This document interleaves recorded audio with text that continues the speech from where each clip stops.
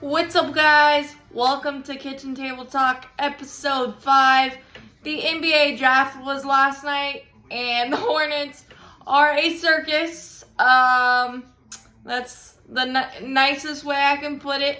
But first of all, congratulations to all of the draftees and the two-way players and the undrafted guys that are going to get a shot in the Summer League. You guys are amazing. Dream come true. Savor it and go make a name for yourself because you deserve it. Paulo Vancaro was a bit of a surprise for all of us, basically, at the number 1 pick for the Orlando Magic. I think he's going to have a solid career. I don't know if it'll be number 1 worthy, to be honest with you, because there were some lulls in his performances at Duke, but he was phenomenal, and he can carry a ball club, so very, very happy for him. Obviously, I got to get into the Hornets circus, as I called it, last night, picking Jared Duran, Memphis center, and then flipping him to basically the entire league. We did get 6 picks, 2 firsts and 4 seconds, and most of those are protected, so that is good. I love the Mark Williams pick. We haven't had a rim protector since Al Jefferson, and I think he gives us a lot of rim protection and a lot of D that you really, really need. Obviously, it's going to take a little bit of time to develop, but I'm not going to sit here and pretend that I'm an NBA draft expert, so I'm taking the most of that information from my NBA draft expert friends, Charlotte Hornets people, insiders, and things of that nature. I'm really excited about Mark Williams because I think he made more of an impact, especially during the North Carolina matchups, than Paulo Vancaro did. So I really like the intangibles and what he brings. Obviously, he's going to need to fill out and things of that nature. And obviously, the Hornets roster is a very jumbled, uncompleted jigsaw puzzle right now. And hiring Steve Clifford back, I feel like we're back in a time machine. Yes, he's a great defensive coach, but I'm gonna welcome Steve back with open arms, but I just don't know if he's too old school for the new flashy LaMelos and the new school of the NBA where the wings are very important. But I like the direction of the organization. Adding Bryce McGowan was great in the second round as well. I think we used one of our picks from Denver to move up to get him, and a lot of my draft friends had Bryce McGowan in the 20 pick range, so I think it's great value to get him at 40. Obviously, he needs to develop as a passer and a better defender, but he brings a lot of offensive intangibles and the potential to be a great bench piece offensively. So congratulations to him from the University of Nebraska. So really excited about that, and I think our roster has a lot of great pieces right now. Terry Rozier, LaMelo Ball, you got JT Thor, you got Kai Jones,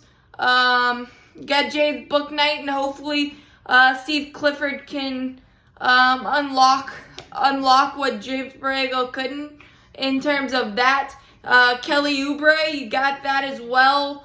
I think it hinges on getting Miles Bridges back and somehow ridding the roster of Gordon Hayward's contract. I love Gordon Hayward, but he just can't stay healthy, and that contract is hindering a lot of things we can do. And I will be very, very happy and intrigued with the young pieces that we have if we bring Miles Bridges back.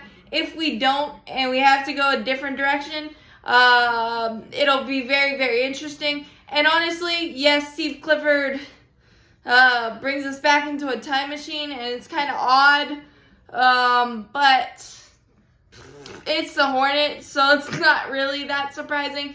And I'm gonna give Cliff the benefit of the doubt, and I gotta see how free agency plays out to really have a firm handle on the Hornets roster, because this offseason has certainly been bananas.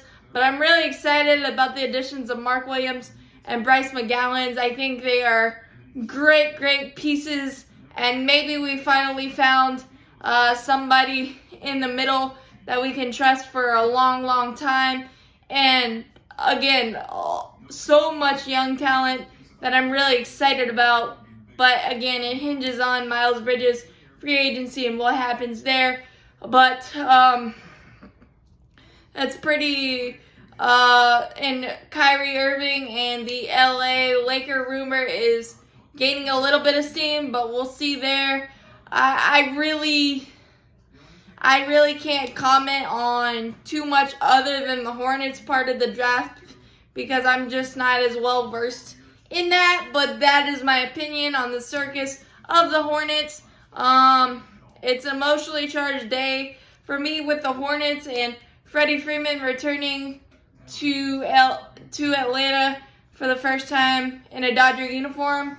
I love Freddie. I absolutely love Freddie and what he did for the Braves organization. And I'm going to cheer him, and I'm probably going to get emotional when he gets his ring tonight. Most definitely. And the amount of emotion he's shown in the press conference, in his return, he's an emotional guy, and I respect every single thing. I didn't like how he left, obviously, but that's the business of sports. But I'm going to get emotional when he gets his ring, and hopes he gets a standing ovation, his first at-bat, and maybe every at-bat. But then I hope he goes over, because ultimately he's a Dodger. But I will always love Freddie. I will. You can't take that away. And but he's a Dodger now, and that's been one of our biggest hurdles and rivals over the last 5, 6, 7, 8 years, 10 years, almost, because you go back to 2013, you go back to, even when we weren't top echelon, we still had great battles with LA. So, I love you, Freddie. Thank you for everything, but I hope you go over and we sweep you. But it's going to be an intense series, and that's ultimately what sports are about, and business stuff happens. It does. But that's my comment on that. Aaron Judge and the Yankees settle at a arbitration figure to avoid arbitration, $19 million plus $250,000 for if he gets the World Series MVP. And the Yankees are a juggernaut. They again came back, scored 4 to stun the Astros in the 9th inning last night. They are 52-18. I think the only thing that derails them and possibly deep playoff run is injuries, and we all know that's a possibility, but we'll see. That's pretty much it on the baseball side as well. NFL Saints running back Alvin Kamara is bracing for a 6 to 7 game suspension stemming from his assault and battery issues earlier this offseason in Vegas. So that could be very important for those opponents early on in the season. There will be no supplemental draft for the NFL, which kind of is not a surprise. That kind of just always went under the radar.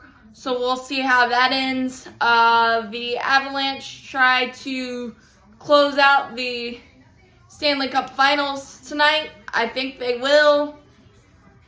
That is pretty much all I got today. Like, comment, let me know what you think about Freddie. Let me know what you think about the Hornet Circus. And peace out, guys. I will see you tomorrow. Like, comment, and subscribe. It really, really, really helps me out a lot. So I hope you guys have been enjoying this. This has been really fun for me. But peace out, guys.